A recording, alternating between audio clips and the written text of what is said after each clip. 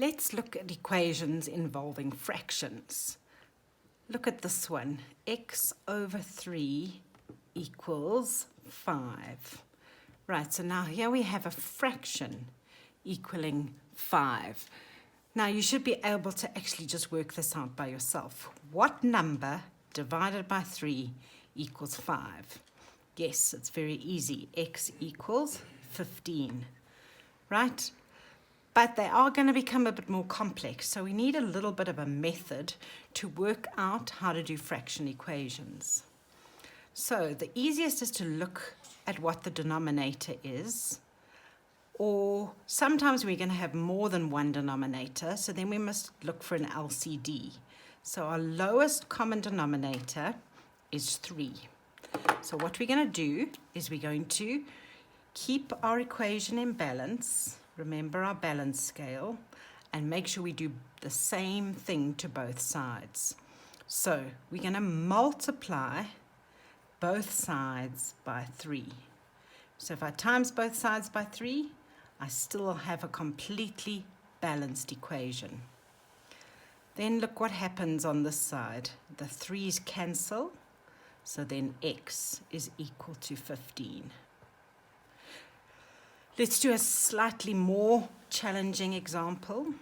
What happens if we had x over 4 plus 1 equals 7? Well, we can do the same thing.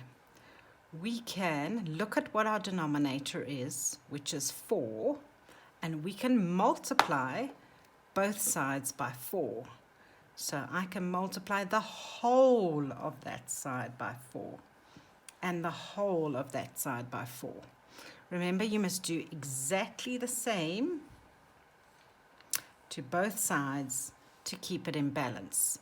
So I can't just multiply this little bit by 4. I've got to multiply the entire side. So now this becomes the distributive law. So it's going to be 4 times x over 4 plus 4 times 1 equals 28. Then look what happens at this term here. The 4's cancel. So now I have x plus 4 equals 28. So let's minus 4 from both sides.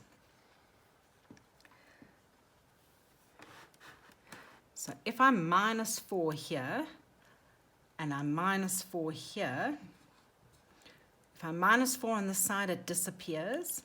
So x is equal to 24. Now we could have done it another way. Let me just show you. If I had x over 4 plus 1 equals 7, I could have minused 1 from both sides first of all. So then you get x over 4 equals 6. Then I can times both sides by 4. These 4's cancel, so x equals 24. This is a little bit of a shorter way to do it.